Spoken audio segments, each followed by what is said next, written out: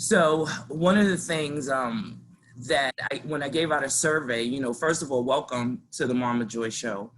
We did a survey of young people and we asked them what are the top issues that they had right now. And most of them that answered said they wanted housing help. They wanted to know how to get an apartment. They wanted to know how to read a lease, how to sign a lease. They wanted to know how to purchase a house. And so I put together this show to record and to make available for them to come on and ask questions about that, and just kind of sharing experiences of, one, how old were you when you first moved out on your own? Two, to provide some advice for young people who maybe don't know how to move out on their own if they're not moving to a college campus or even after they. I've also invited a realtor to come on and speak about the mortgage and how to find a house and things like that. So we have Chad here. Chad, if you have any questions, you could just jump in if you want to know how to move out, get your own apartment or anything like that. But John, it would be great if you want to start us off. Any advice? Your first apartment, what was that like? How old were you?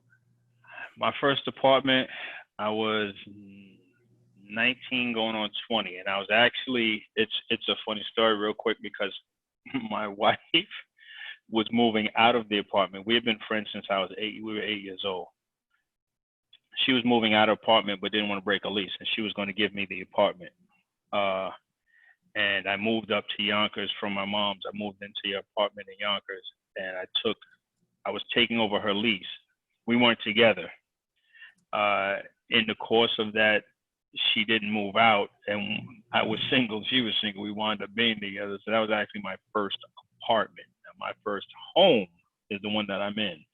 And I can tell you, Chad and all the rest of you guys listening who want that information, it's a process. And I don't mean it doesn't have to be a long process if you prepare yourself in advance. You have to do the research, do the work. You have to make sure your credit is key. Credit is now, in this day and age, almost more valuable than cash.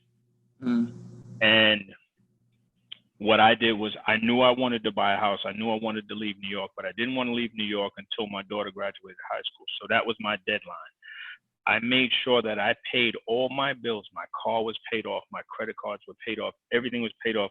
I made sure that my credit utilization was low as possible. My score was somewhere in the 7s and wound up making sure that everything was right. Now, when I was actually surprised because it also was based on how much you make. I was in New York looking for a house. In New York, they said, well, because I'm permanently disabled. I fell off a telephone pole. I broke my back. I can't work. I'm on disability. They said we can only give you 80 grand. John, wait, John. Let me stop you. So you were 19 years old. And you got an apartment because you knew someone. Right. I was taking over the lease. You was taking over a lease. So that's an option, right? Yeah. For people who are moving out on their own to find someone who has an apartment already but don't want to finish their lease. Right. You can take over the lease, right? Yes. Awesome. Janet, let me ask you something. How was your experience first moving out on your own? Okay. Well, for me, my experience was I moved out. I'm so sorry. It's okay. I moved out, and this is the issue that I'm so sorry. Okay, so I moved out. For me, it was premature, but I moved out at 19. I was in college, and I rented a room. I was in New York as well. Rented a room, and I always had savings. So I saved, I rented a room. There were other people living in different rooms. And that's how I went about it. But I want to say though, that when a young person is moving out, sometimes we move out of our parents' place a little bit premature because we want to be independent. But if you don't necessarily have to, I think it would be a good idea just to wait it out a little bit and save money and just ensure that you're in the right place where you are ready to move out. That's the one thing that I will say. But if you must, then it's a good idea just to get roommates if you can. That's what my daughter who lives in New York is doing. She does have a roommate. And then save so that you can get a place of your own. So Chad has a question. Go ahead, Chad. What's your question? You can hear me, right? Yes. Yeah. I said, if somebody paid, like you said, you took over their lease. Does that mean you start over with the payments for the lease, or you just The speaker Yeah. is not so good. Well, what that means is that they didn't want the apartment anymore. They were moving out. And what I did was pretty much, I knew, again, this woman became my wife. I moved in and I pretty much paid, in other words, I took the lease from her. So if she wanted to move out, she could have left and I took over the payments. So she's like subleased it to me. So she had the lease with her name, but she leased it to me where now I'm responsible to make the payments. So the payment for it still count, or you had to start over the right? No, well, it was an apartment. So the payments that I made directly to the rental company. But what I'm saying is that if you're gonna think about going that route, that's a slippery slope. Sometimes you have to make sure that you're gonna pay. I would suggest you make sure you're paying the rental company, because you could be giving somebody money. Mm-hmm. And I've seen it done to my friends. Yeah. And they've been paying their rent on time. And the person they were paying was not paying the rent. And then they get a notice, or they get the sheriff at their door, and all their stuff is taken out, dragged out the house, and they got to leave within 72 hours and got nowhere to go. Now your stuff's sitting on the street because you got nowhere to go, because that person was basically just taking your money. And they're long gone. When that happens, they're long gone. Like I said, I've seen it happen to a buddy of mine, and he lost almost everything he had. Because do you get the concept of what he's saying? Yeah. So that's a slippery slope. You got to be careful with that. Like I said, as it turns out, my situation was a rare one. I knew, like I said, well, now my wife, I knew her since I was 8 years old, and we went to school together. I trusted her, so I knew that there was nothing to worry about in my situation. But you can go about taking over a lease, but make sure that your T's are crossed and your I's are dotted, because at the end of the day, the person who's got the lease is the one who's supposed to be in an apartment. Two, even if you do pay them, and you're probably going to have little to no chance of getting your money back from them if it happens, if they don't pay the rent. And a majority, a good percentage of the time, this is what happens. A lot of people will get you. They'll try and get your money, Awesome. Because by the time you realize it, they're gone. It's too late. Okay. Janet, I wanted to ask you about finding rooms. How did you go about doing that? I went through a real estate office, and I called and I indicated to them that I was looking for a room to rent. And they shared with me that there was a homeowner that had a house with multiple rooms, and a shared kitchen and a shared bathroom. And at that time, that room was $200 $200 a month. It came with fully furnished, and that was perfect for me at the time. So, yeah.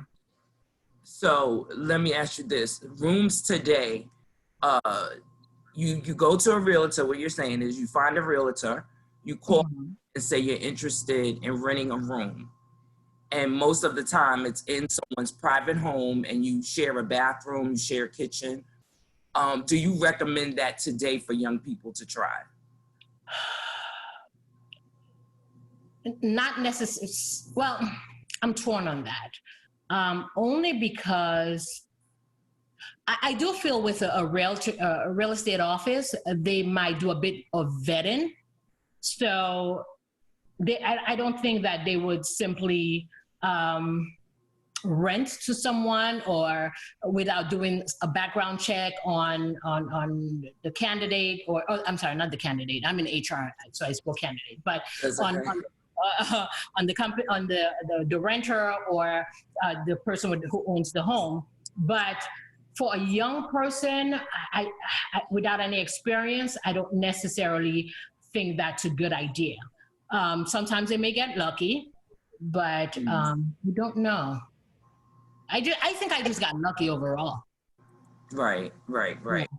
I think it also depends on where you are, because like down here in Florida, I noticed it's the college kids do that, and a lot in New York, like she said. You would have, in my mother's building, the rent was like $3,000 a month, and you'd have 4 or 5 college kids sharing a 2-bedroom apartment, and they were all chipping in, and that was the college kid thing in New York. Down here in Florida, you do see a lot of people renting just rooms, and it's like the norm down here. I would never do it, but it's the norm down here. I have a 4-bedroom house. It's just me, my wife, and my grandson.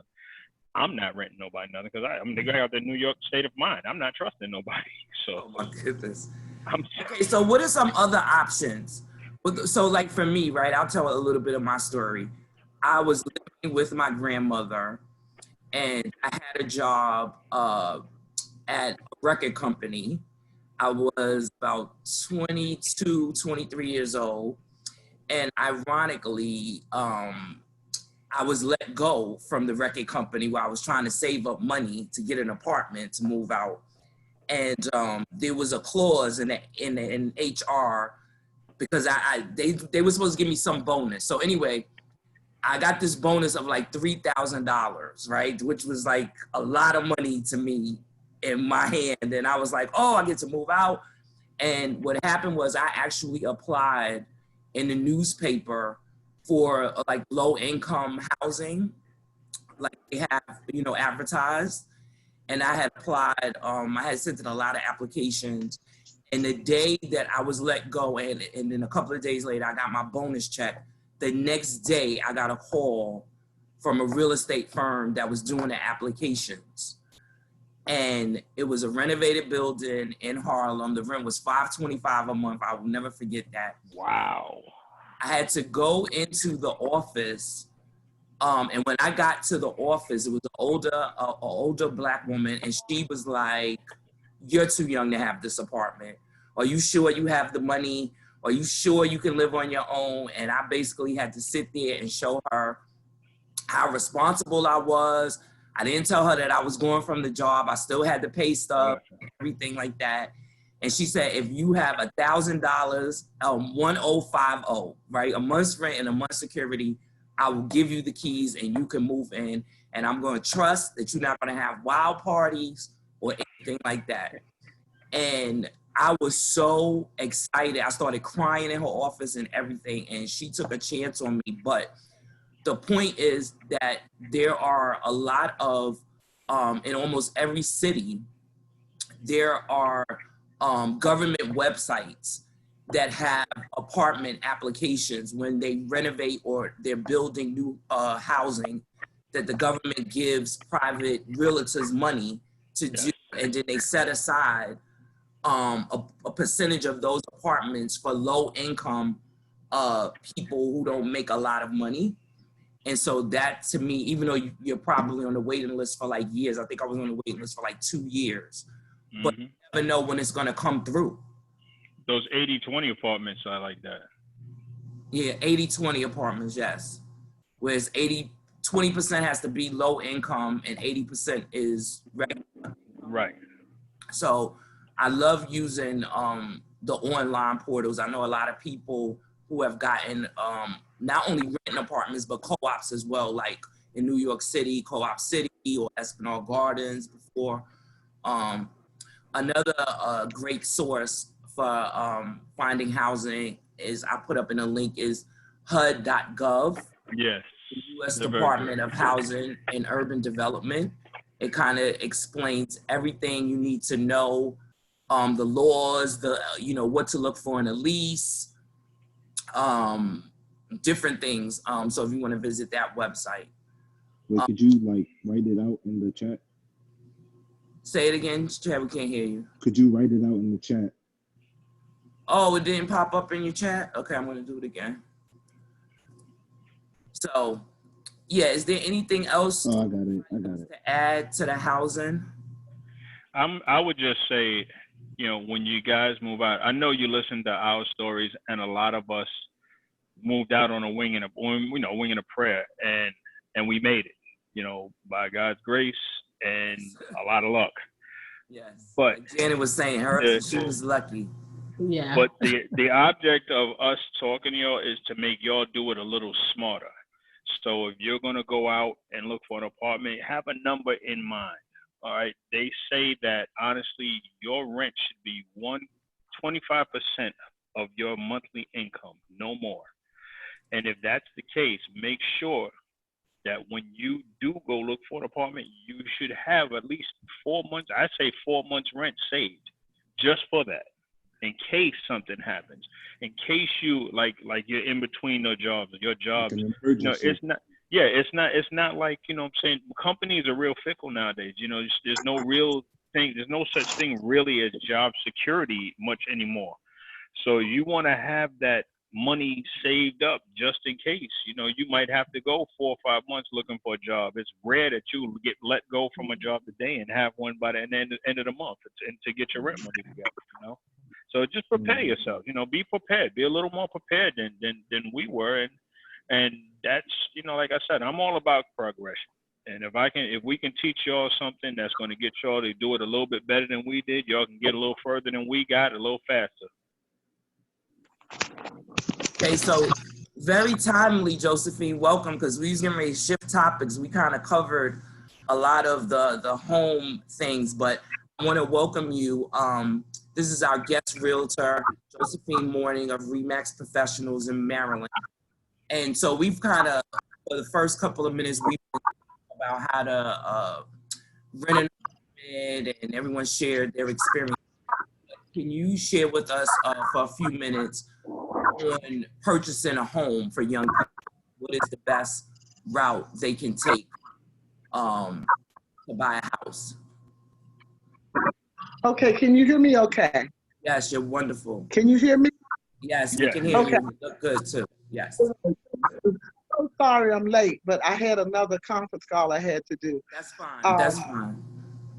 Okay, the one thing I would like to say to young people, as you're leaving college and you're looking at renting an apartment, instead of renting an apartment that's going to cost you $1,900 to $2,200 a month, it would be great for you to try to purchase. Now, a lot of you don't know this, but your college education is considered work experience. So where it says you have to be on a job 2 years, you don't. As long as you're working a job, you could have been on that job 3-4 months, but they count your time in college as work experience. And that's counted towards you qualifying for a mortgage. Also, for some of the ones that have already started working and they've been on the job 2 or 3 years and they have a 401k or something similar. One of the things that I wholeheartedly feel that people should do is, a lot of people talk about not touching your 401k. Well, when you're younger and you have a buildup, it's okay to touch it when you're young. In your first, before 30, touch it. Because what happens, you can actually take $10,000 out of your 401k to purchase a home. And they won't penalize you, you'll just pay taxes on the $10,000. But then again, you're becoming a homeowner, so you'll have a write-off of a house. So a lot of people don't realize that there are thrift plans and there are 401ks are resources to help you purchase a home. And I also suggest that if you're going to purchase a home, when you get out of college and you get your first job, don't let the first thing you do be get a new car. Don't do that. First, try to get you a place, even if it's a condo. It's going to, if a condo is just like an apartment. Matter of fact, you'll probably pay less money in a condo if you're owning it than you would an apartment.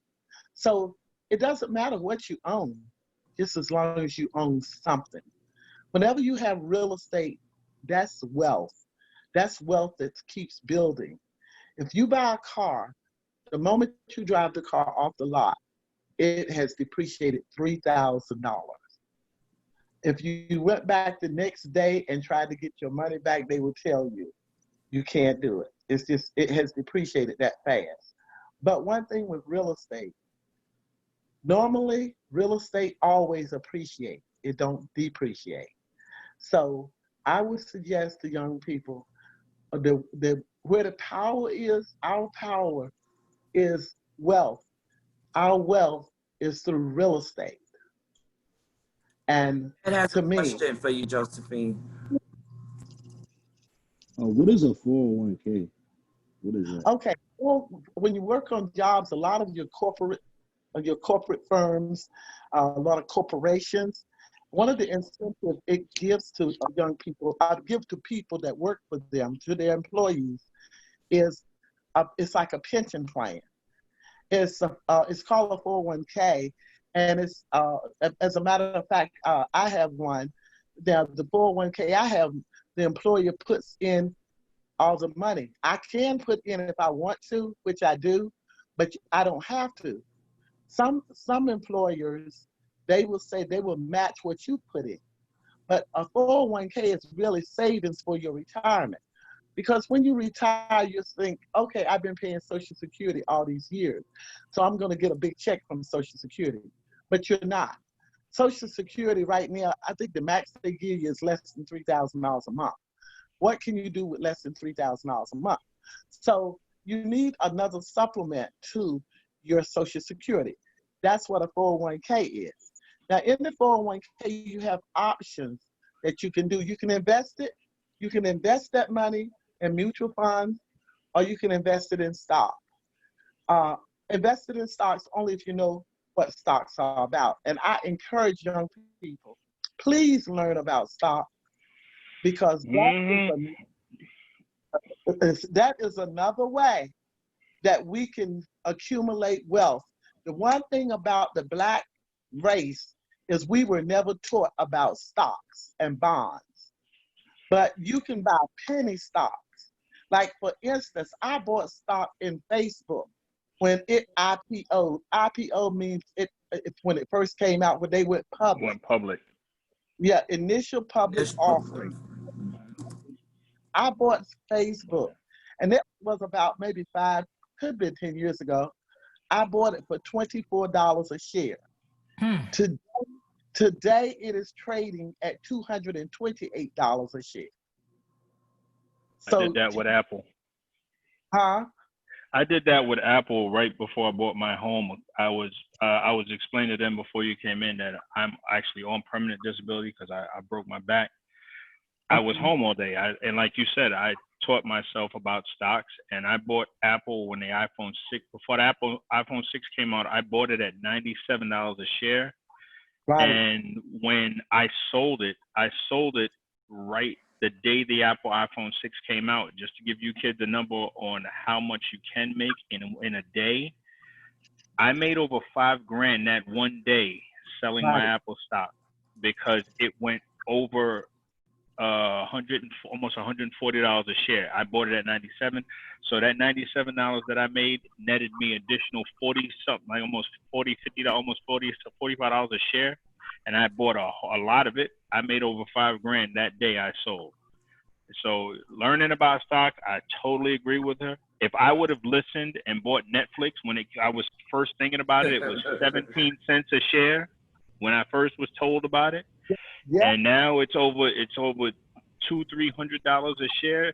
If you think about it, 17 cents you put in turns into every 17 cent I would have put in would have turned into $2,200 and change. You know, Right. you'd have been a million. I'd have been a millionaire. Oh, You know? yeah. John, we've That's- all made that mistake. Yeah. We did, but that's what I'm saying. That's why we gotta teach. You gotta get these kids. You gotta kids. Y'all gotta get on. And again, I said it last week. I will say it again. If you can't find nobody to teach somebody, y'all have the internet. Y'all can teach yourselves. Start Right. learning. Start Yes. learning. Financial literacy. Okay, so let me ask you this, Josephine. Oh, you're muted, Josephine. Hold on. Get yourself in a whole lot of Let trouble. me ask you something, Josephine. Let me ask you a question. So if I'm a young person, how about I didn't go to college, right? So I graduated Okay. from school, I'm not in college. So two parts, right? So one, I'm a young person who didn't go to college and getting out of high school, I'm working a fast food job. How can I own? That's one question. And then the second question is, if I'm a young person and I just got out of the military, what are my benefits that I can go purchase a home? Okay, if you're a young person and you just got out of high school, then you do have to work for 2 years. They want to see 2 years employment. You don't have to be on the same job as long as it's in the same field. They want to see 2 years of employment. And they have a lot of programs today that help purchase homes. Matter of fact, Bank of America has a program where they give you $17,500 to help you buy a home. So we need to take advantage of these type of deals out here for first-time home buyers. Okay, so if you're military and you just got out of the military, you have the option of the GI Bill. You know, so what happens there is VA guarantees a loan for you. So you can purchase through VA and have to come up with very little bit of money, very little money. Sometimes $1,000 is all it takes for you to buy a house if you're a veteran. And so, and at that rate, why aren't more people purchasing homes? Why are they not using the VA benefits? And then if you're a VA person and you are disabled, then you don't have to pay any taxes, property taxes and things like that. You're exempt from paying any tax. If you are, call my brother. My brother. That's my brother's retired military, and he's on disability, and right. he did 25. Like she said, he did 25 years. He still has his VA loan available. It doesn't go away, so it's not like there's a time limit on it. It does not go away, y'all. He's still holding his ability to use that loan. He's just waiting. I don't know what he's waiting for, but he's just waiting. So Chad, what's your question? Chad has a question. He has his hand up. Oh, I meant to put it down. I don't have a question no more. Okay. Okay, you understand the 401k? Yes, I do. Okay, and it's not, the 401k is normally controlled by companies like E.F. Hutton. I haven't heard their name lately, but Charles Schwab's. Schwab and what's the other one? Schwab. Fidelity Investments. Yes. They're big on it now. Fidelity Investments. The good thing about Fidelity Investments is, and this is to you, Chad, if you don't have a 401k, you can open your own Fidelity investment account and make your own 401k where you put your own money in there every month, every paycheck. And with doing that, you also have the freedom to pick and choose what stocks you want to buy based on what money you have available to purchase. You know what I mean? Right. But before you purchase, like Miss Josephine said, I agree. Do your due diligence. Find out. You have to find out what's the new thing, what's coming, what's going to make that money, what's going to grow. These companies, they open and close, they go up and down. And be honest with you, now is an excellent time to invest in a lot of these companies because of this pandemic. The stock market is in the trash right now. So you can buy low, you can buy low now, and wait and just watch it grow. You know, So you can go to like Fidelity Investments, and the only thing they charge you when you do make a sale or a trade, I think they charge you like $7 for every sale or every trade, but you know, that's not per stock, that's per volume. So if you're buying like 1,000 shares of, like she said, Facebook, that purchase is only going to cost you $7. You know, so you'll get $1,000 worth of Facebook stock. You'll pay them the $1,000, and it'll be, your bill will be like, they'll take $1,007 out of your account because the $7 is their fee for buying and selling for you. So that's definitely something that you guys can get into. And if you don't want to do it by yourself, look, get a couple of your friends, sit around and put the idea in their heads and let them poke around, find out what they can find out. And just like you come to this meeting, y'all come to a meeting and get together, find out who found out what. And, you know, y'all do your own investigations, because that's the way to go. That's the way that, and like she said, that's the one thing that they don't teach us. Right. Can I just wait? Hold on 1 second, Josephine, for me. Janet has a question. Okay. So, Ms. Josephine, can you also speak to possibly some of the other financing options that are available, like USDA loans that will cover about 100% financing, especially for people who don't necessarily make a lot of money, but some of the basic requirements are to not have any evictions, to have, you know, just good record, but you don't need to have a lot of money. Those are some of the things that a lot of minorities, people who look like us, don't know about, but it's available. Also, some of the options are possibly buying a home that has been abandoned, or a home that needs some refurbishing. So you buy a 3-bedroom house and now you fix it up a little bit, and you rent to some of your friends, and you really possibly pay $50,000-$60,000 for the house, and other people are now paying your mortgage. So some of those are things that some of us don't look at. Well, here's the one thing though: if you're buying it as an investment, there is a caveat in purchasing homes, especially when you purchase on the FHA, and USDA. USDA is pretty much agricultural areas, like some places down in St. Charles and all of that. Those USDA loans come into place, Brandywine, Maryland, and different places. But here's the one thing you got to understand: FHA. When you purchase a home, FHA, they want the house fixed up. They don't want you going in a house that you got to put money in, unless you purchase FHA 203B. FHA is the federal government backed Fannie Mae, Ginnie Mae products. But what they do is they say, this is your home that you're going in, you shouldn't go in it with expenses. So if you need to get the house fixed up, that's going to run you into an expense. Well, the fact is, when you first purchase, you have not budgeted for that. This is something you haven't been doing. So we have what we call house shock. Here you have been paying, you've been at home with mom or dad, which please, I definitely recommend that you stay home, save your money. When you leave home, that's what Janet said earlier. She said the exact same thing. Stay home as long as possible and save money. Yes. But here's the thing.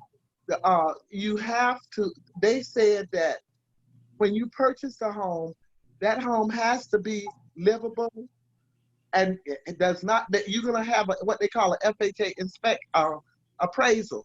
That FHA appraisal has to say that house is livable and nothing needs to be done to that house, or else FHA will not finance. Well, they guarantee the loan. They don't loan you the money. That's the other thing people say.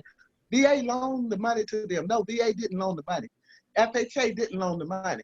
FHA guaranteed the money. Oh, wait, you muted, Josephine. Yeah, okay. Wait. Technical difficulties. It's all right. It happens in the technology world. Janet, where you at? We got to get you on camera before this is over. But that's the rule of the show. Like, everyone has to show their face at least once. I know her, so she's a great friend of mine, so I know who she is. But I don't want people to be able to come on the show without showing who they are, just so we know, make sure that everybody's legitimate, especially during this time. So, Okay. Josephine, we can hear you though still. Can you still hear me? Yeah, we can hear you. We just can't see you. Okay. Finish, yeah. Can you see me? No, No. visual is going. But you were saying Okay. that, Can you there you see go. now? There you go. You were saying that the FHA and the VA, they don't give you the money, but they guarantee the loan. Can you speak a little bit about what that means? Okay, yes. A lot of people think I got an FHA loan. FHA loaned me the money. FHA did not loan you the money. VA didn't loan you the money. What they did was they guaranteed the bank that loaned you the money. They like your loan was done with Bank of America. FHA says, Bank of America, I guarantee you, Miss Simone is going to pay her mortgage. If she doesn't, we have an insurance that's going to back her up. So we're insuring her. FHA is like insurance. They do not loan. They are the insurer of your loan. And so is VA. They are the insurer of your loan. They insure the bank that they're going to make sure the bank don't take a loss if you are foreclosed on. Okay, They so let me insure the ask you bank. this. We have about 9 minutes left on the show. What is the best advice that you can say to a young person right now who may be homeless and has no options that we've discussed this entire show? How do they begin to get off the street? Or if you have a young person that's living in a crisis situation, maybe, you know, they're with their grandmother, or they're in foster care, getting out of foster care, 18 years old. What route can we tell them to take? 18 years old, 18 years old, the route I would tell them is Job Corps for training, Okay. because Job Corps offers free training. And I've seen some products of Job Corps, unless they have, now see, like here in Washington, D.C. area, we have a lot of programs for people, a lot of programs for young people, but every place don't have this. So here we got, like right now, you can go to PG Community College, learn computers and everything free. Right, but Go I'm talking online. about home. I'm talking about a house, right? So I'm a Right. young person, or I'm 18 years old. I'm aging out of foster care. Boom. One option for me is Job Corps, which is excellent. John, what do you say? I say if you have no other options, if you have that, if you've graduated, if you have that high school diploma, if not, get that GED. I say go to the military. Reason I say that is because that provides you stability, job. It provides you also focus. A lot of my family has been through the military. It provides you focus. It teaches you a craft. And like she said, like Miss Josephine said, when you get out, you have that loan, and you usually have a nice little chunk of money saved. You have that loan available to get you a home, you know, and it's just a 2-year investment of your life. You know what I mean? It's a 2-year investment that could change, that's going to change your future. You know what I mean? And get you out off the streets, get you into a house, and get you some stability. Right. Janet, what say you? What say you? Okay, what did I miss? Hey. Everything. I would say get into a technical school. Okay, rephrase your question again, just so I'm sure that I'm answering accurately. So basically, we've covered all the other areas, right? College, high school graduate. So now I'm a young person, and I may be aging out of foster care. I'm 18 years old, and I'm aging out of foster care, or I may be homeless right now. I'm living in a place like Covenant House, and like 22, 23 years old. I'm working a minimum wage job. But I gotta go. You know, I may be living with a family member that's getting ready to put me out because I turned 18. Yeah. What do I do? What are some options for me here? Yeah, so because I've worked with at-risk youth in exactly that situation before, I hate to see the military. I really do. I've just not seen it turn out very well. But I will say the military only because it provides that stability. It provides, you know, a home consistency. And once they get that and they get a skill under they get a skill, I think they should learn aviation mechanics. I think they should learn a technical skill, but I think learning aviation, to be an aviation mechanic, learning to read blueprints, learning architecture or something of that nature, it's just the best direction to go. So the last question, anybody can just jump in right now. I'm 18 years old, I'm on the sidewalk, right? What do I do? What do I do? I have nowhere to go. What do I do? I'd say start by like looking for a places- shelter. Hello? We're looking for emergency shelters, places like Covenant House, Yeah. shelters in the city. And usually if you enter a shelter, you're fast tracked to those city apartment programs. Right. We were discussing, right? You get priority. And if you are a parent, you also get priority if you have a kid or a single person. So I think like the hardest one is probably like a single male. But if you're a mother, ironically, if you have a child, you get shelter to an apartment fast, real quick, right? You get an apartment and you get money to help with the rent and things like that. Last, anybody could jump in, even Janet, thank you for joining us. We got about 3 minutes to go. I really want to keep the shows at 1 hour. Talk a little bit about Section 8, those type of programs. How do you apply for things like that? And do they even still exist anymore? Yes, they do. I think they do. I know they do. Tell us a little bit about it, Josephine. Okay, so let me tell you about Section 8. And also, like I said, if a person here in the metropolitan DC area, if you find yourself homeless, we can find a place. There's so many places here, shelters and different places for young people and everything that actually stress training. They have training and 2 minutes to go. 2 minutes. We got 2 minutes. Section 8, what they will do in those training places and in those shelters, they have a social worker that works with you there. They help you they fast track you to Section 8. What is Section 8? Tell us what Section 8 is. Section 8 is where the government subsidizes your housing. They will pay your house. I have a house right now that's rented Section 8. They're paying all of her rent and they're paying her utility bills. So depending on your income, Section 8 will pay everything. I know some people was paying $1 a month for rent, $2 a month for rent, because depending on your income, Section 8 will subsidize your housing. And it's federal government money. Section 8 is federal. So if you have a Section 8 voucher, you can live anywhere in the United States on that voucher. So, okay, thank you all for joining this week. I think we've given a lot of information to some young people. We're going to post it, like I said. All of these shows are being recorded and they're going to be uploaded to the Mama Joy YouTube channel. Okay. And young people, they can go at their leisure and go and listen and gain the knowledge, right? Right. I really appreciate you guys taking the time for show number 2. We're going to keep going. And just, you know, any last words or anything, Chad? How did you like the show today? Was it good, helpful? Yeah, Our representative young person. Yeah, it was Yes. good.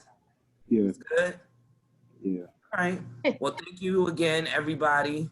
Appreciate you, and we'll be back next Sunday for another time. I'll be on time next Sunday. Got a little busy. I'll be back. All right. Everybody have a great week. Thank you again. All right. Have a great week. See you next week. All right. Everybody have a good week.